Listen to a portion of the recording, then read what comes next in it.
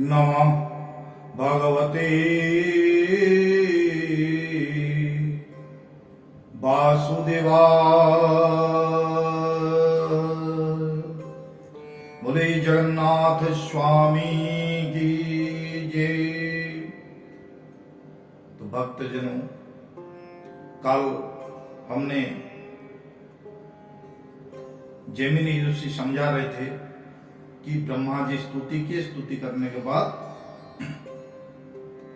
प्रभु श्री भगवान विष्णु आविर्भाव हुए हैं और उसके बाद प्रभु विष्णु क्या कहते हैं ब्रह्मा जी को, उसके बारे में जो पठन होगा आज विष्णु के वाच होगा। उससे पहले आप सभी को आज पवित्र रक्षाबंधन के अवसर पर मेरा हार्दिक शुभकामनाएं। ये रक्षाबंधन आज जिस विष्णु की चर्चा करने जा रहे हैं वहीं से इसका शुरुआत हुआ था। ऐसे तो इसके बहुत कहानियां हैं। तो सबसे पहली बात है, जब महाराजा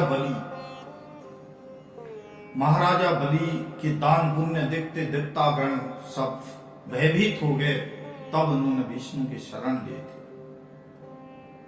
कहने का तात्पर्य है कि रक्षाबंधन कहां से शुरू हुआ था, मैं उसके बारे में थोड़ा आपको जानकारी दे रहा हूं। आगे पठन करें।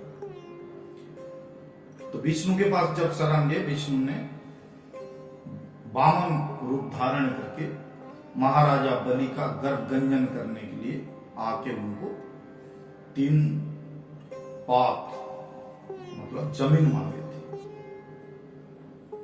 तो बलि राजा ने बोले, तो पंडित जी आपके तो 2 ही पहिया है, तीसरा कहाँ है? तो तीसरा पहिया जो है उनके नाभि से तीसरा पांव निकला था भगवान के, और बलि राजा को पाताल के अंदर दबा दिए थे। ये बात आप सभी जानते हैं। तो इसका संबंध रक्षाबंधन के साथ कैसे है? जब महाराजा बलि पाताल के अंदर दब गए, दबने के बाद महाराजा बलि का जो भक्तिभाव और बढ़ गया, ताकत बढ़ गया। कौन सी ताकत बढ़ गया? भक्तिभाव का ताकत बढ़ गया। और बलि राजा ने श्री ओम विष्णु ओम नमः भगवते वासुदेवाय ये मंत्र जपना शुरू कर दिए, जिससे प्रभु विष्णु वशीभूत हो गए। भक्त के पास भगवान हमेशा वशीभूत होता है। भगवान हमेशा अपना भक्त का ख्याल रखता है। तो भगवान विष्णु वशीभूत हो गए और वहां से एक पल भी उनको जाने नहीं दिया। ऐसे करके एक दिन एक रात बीत गए, प्रभु विष्णु वैकुंठ में नहीं लौटे। तो क्या हुआ कि उनके दिल में तकलीफ शुरू हो गया कि कहाँ गए प्रभु, जो सृष्टि के कर्ता है, विधाता है, वो कहाँ चले गए, मेरे को कुछ पता नहीं चल रहा। तब नारद जी आके वहां पहुंचे, बोले ऐसी बात है। और बलि के गर्भगंजन करने के कारण प्रभु बलि को जब पाताल में दबा दिया, बलि के भक्ति भाव से प्रभु वहां पर बंधा हुआ है। प्रभु विष्णु वहां पर भक्त के भाव से बंधे हुए हैं, वो वहां से हिल नहीं पा रहे। तब माता लक्ष्मी ने क्या नारद जी के साथ पातालपुर में पहुंचे। और पातालपुर में पहुंचने के बाद उन्होंने क्या बलि राजा को अपने जो साड़ी होता है उस साड़ी से उन्होंने क्या एक डोरी उसमें से फाड़ के बलि राजा के हस्त में जो है एक बंधन, रक्षा बंधन बांधा था और उस दिन बलि राजा को माता लक्ष्मी ने अपना भाई स्वीकार किया था। और भाई स्वीकार करने के बाद जब रक्षा का धागा बांध दिया, रक्षा धागा बांधने के बाद बलि राजा भी लक्ष्मी जी के जो बहन के प्यार में वो भी वशीभूत हो गए और विष्णु को वहां से जान लिया। ये कहानी। दूसरा कहानी क्या है, जब देवता और असुरों के बीच में लड़ाई चल रही थी, तो उसके दरमियान क्या हुआ कि इंद्र को पता लगा कि मेरे को जो है जीतना मुश्किल है। उन्होंने जाके बृहस्पति को स्मरण किया। बृहस्पति आके पहुंचे। बृहस्पति पहुंचे तो इंद्र समझा रहे थे कि हे गुरुदेव, ऐसी सी बात है और मैं तो जीतना मुश्किल है, स्वर्गपुर जो है मेरे हाथ से निकल जाएगा। ये बातें बगल में रहते हुए इंद्राणी, इंद्र जी की पत्नी, वो सुन रहे थे। उन्होंने पहली बार अपने साड़ी से धागा निकालकर उन्होंने बांधा था इंद्र के हाथ में कि आप मेरा स्वामी है, आप मेरा भाई है, आप मेरा सखा है, आप मेरा पति है, आप मेरा सब कुछ है, तो ये धागा आपको रक्षा करेगा। तब जो है इंद्र जी वही पवित्र धागे से अपने पत्नी ने बांधा था भाई के रूप मानकर इंद्र जी को, और वो रक्षा कवच था। वो किस मंत्र से इंद्राणी ने वो धागा बांधा था ये तो मुझे भी नहीं मालूम। वो मंत्र, वो धागा इंद्र जी को रक्षा किया था और इंद्र जी जंग जीते थे। अगला कड़ी आपको मालूम है, जो श्री कृष्ण और द्रौपदी, वो भी वो बहुत बड़ा कहानी संक्षिप्त में समझा रहा हूं। रणभूमि में जब शिशुपाल को भगवान श्री कृष्ण ने चक्र से उसको मार दिया,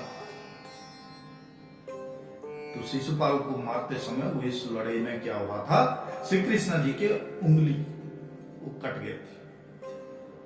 जब कट गए थे तो द्रौपदी, जो कि उनके बुआ और मामा, इनके भाई बहन है, दोनों का रिश्ता, तो द्रौपदी ने क्या किया था, अपने साड़ी से उन्होंने भी एक निकालकर, धागा को नहीं, एक कपड़ा फाड़ दिया साड़ी को, और जो है उन्होंने श्री कृष्ण जी के उंगली में उसको बांध दिया था। तो श्री कृष्ण जी ने वो ऋण कैसे कैसे सुझा था, ये आप सभी को मालूम है, समझाने की कोई जरूरत नहीं। अगला पहलू क्या है, आपने इतिहास पढ़ा होगा। इतिहास के अंदर कर्मावती रानी ने जब उनके राज्य में बहादुर शाह के आक्रमण होने का संदेशा उनको मिला था, तो उन्होंने क्या किया था, हुमायूं एक मुस्लिम होते हुए उनको जो है हुमायूं को रांची भेजा था, और उस रांची का लाज रखते हुए हुमायूं ने कर्मावती रानी को सहायता हुए और बहादुर शाह से जंग जीते थे। ऐसे कई कहानियां हैं। सिकंदर की कहानी ले लो। सिकंदर के पत्नी ने भी जो पुरु राजा को राखी बांधकर अपने पति का जीवन मांगा था। तो ये भाई बहन का रिश्ता पवित्र रिश्ता होता है, और भाई बहन का रिश्ता को आजकल हम धीरे धीरे क्या कर रहे हैं, पहले भी मैंने एक दिन बताया था कि भाई और बहन के बीच में अब ये रह गया सिर्फ फोन में बातें कर लेते हैं। हाँ बहना कैसे है, भाई भी बोलता है कि हाँ ठीक ठाक है, बस यही रिश्ता रह गया है। क्योंकि ये जनरेशन ऐसे हो गया हम लोगों के वजह से। जो पीढ़ी मैंने पहले भी बताया था 80 सदी से 90 के बीच में, जो हमारे 70 से 90 के बीच में जो हमारे जो पीढ़ी थे, हम लोगों ने अपने बच्चों को अच्छा शिक्षा नहीं दिया। हम लोग क्या क्या सभी ने, मैं तो यही कहूंगा, क्योंकि इस जनरेशन के लोगों के उनके बीच में आपस में जो है अपने जो है ताल्लुकात संबंध ठीक नहीं रखे, जिस वजह से जो है आज हमारे बच्चों के ऊपर ऐसे पड़ रहा है। ना मामा जी पूछते हैं, ना भांजा भांजी जाने के लिए तैयार होते हैं। पहले तो मामा जी के घर जाने के लिए 3 महीना पहले से हम लोग पता लगता था ना कि दशहरा में मामा जी के घर जाना है, तो हम 3 महीना पहले से क्या करते थे, अपना बेडिंग बिस्तर बांधना शुरू करते थे कि मामा जी के घर। लेकिन आजकल वो नहीं। तो मेरे भक्त जनों, मेरे दोस्तों, सज्जनों, आप सभी को विनम्र निवेदन है, जो रक्षाबंधन का लाज रखें। भाई बहन, सबसे बड़ी चीज इस रक्षाबंधन का तो यह है कि आपने पिक्चरों में पिक्चर देखते हैं हमसे, लेकिन उसमें से कुछ समझना नहीं है हमको, ठीक है। बहुत सारे फिल्म देखते हैं, उसमें दिखाया जाता है कि भाई बहन के बीच में टकरार हुआ है, ठीक है, जबरदस्त झगड़ा हुआ है, लेकिन रक्षाबंधन के दिन भाई अपने बहन के पास आता है। मतलब इस दिन में जो है हमारे सभी का फिर दोबारा से मिलन हो जाता है। इतना भी गुस्सा हो तो गुस्सा खत्म हो जाता है। तो ये चीज है जो हमारे को आपस में सामाजिक जो दूरता होता है उसको मिलाता है। तो ये था रक्षाबंधन के बारे में मेरा संक्षिप्त विवरणी। अभी आगे चलते हैं। आज अगर नहीं समझा पाएंगे तो कोई बात नहीं, आज सिर्फ पठन कर लेते हैं। कल सवेरे श्री विष्णु के उवाच के बारे में जो हिंदी में समझाना मैं समझाऊंगा, आज सिर्फ पठन करेंगे। बोले जगन्नाथ स्वामी की जय। श्री भगवान उवाच हे चतुर्मुख पद्मजुनी जाहा कहिल परिमाणी माया मोहित जीवगण दुच्चेद्य कर्म रबंधन अनादिय विद्यारे पड़ी निज निस्तार पथ उड़ी ए मंत माया बस जीव उद्धार हेवा असंभव तथापि कहिबी उपाय जेणे तुटीब माया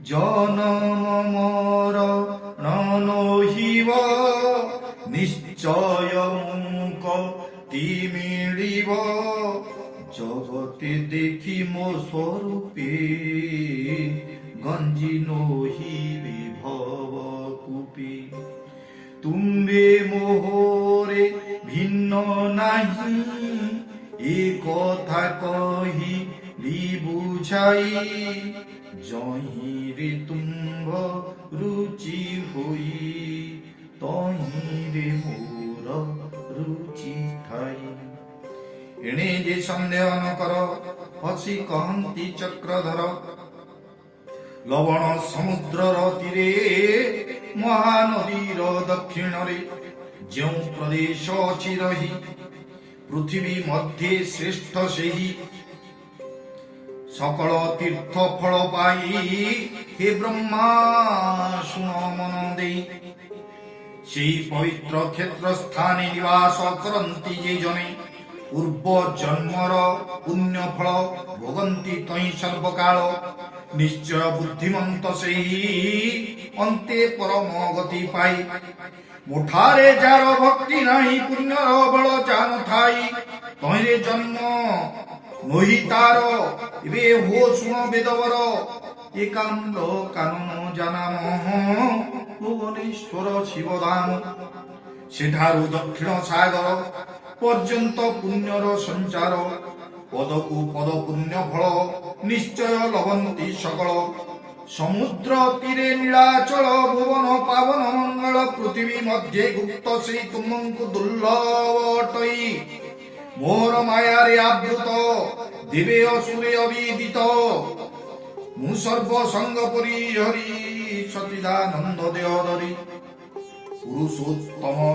পুরুষোত্তম ক্ষেত্রে রহিণ থাই নিরন্তরে প্রলয় তহীন লাগই অব্যক্ত ব্যক্ত রূপে থাই হে পিতামহ বেদবর সর্ব সংশয় করি দূর মোরূপ চক্রাদি চিহ্নিত দর্শন করিল সাক্ষাৎ মোর আদেশ বিনীণ শ্রীক্ষেত্র করিব গমন তৈরে দেখি মোর রূপ পূর্ব সহ্য স্বরূপ নীল পর্বত মধ্যে স্থিত কল্প বট বিরাজিত তার বায়ু কোণে জান রোহিণী নামে কুণ্ড পুন তাতির ভাগে মুই থাই চর্ম নেত্রে যে দেখই তক্ষণে হুয়ন্তি নিষ্পাপ আউ ন লাগে তিনি তাপ রোহিণী কুণ্ড জল ছুঁই হন্তি মুখত সদাই হে মহাভাগ বেদবর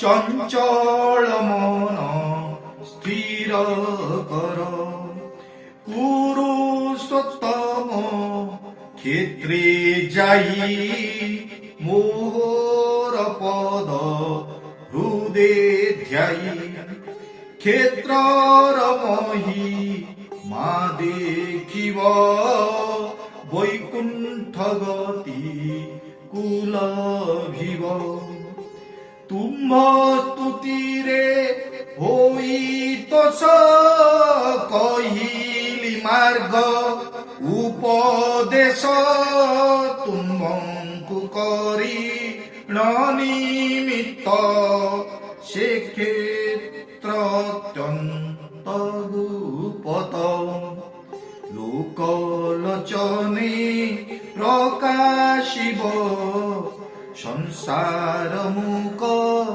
কি লভিব শুদ্ধ স্বভাব যেউ জন করিণ তীর্থ ব্রত মান যেউ ফলকু ন লভন্তি সে ক্ষেত্রবাসে তাহা পান্তি যে অশ্বমেধ যজ্ঞ ফল নিশ্চয় লভন্তি সকল এবে হো মুনি গণে শুণ কাଳିଆ এমন্ত কহি নারায়ণ কাଳିଆ তক্ষণে হেলে অন্তর্হিত কাଳିଆ স্কন্দ পুরাণ চরিত কাଳିଆ কাଳିଆ কাଳିଆ কাଳିଆ কাଳିଆ কাଳିଆ কাଳିଆ কাଳିଆ কাଳିଆ ব্যাসতা করিলে বর্ণন কাଳିଆ শুন দেই মন কাଳିଆ কাଳିଆ কাଳିଆ কাଳିଆ কাଳିଆ কাଳିଆ কাଳିଆ কাଳିଆ কাଳିଆ ইতি শ্রী স্কন্দে পুরুষোত্তম ক্ষেত্র প্রশ্ন নাম প্রথম অধ্যায় बोलो आनंदी गवार हरि बोलो संसार सुखी हो बोलो आनंदी गवार हरि बोलो संसार रे जल वृष्टि हो बोलो आनंदी गवार हरि बोलो बोले जगन्नाथ स्वामी की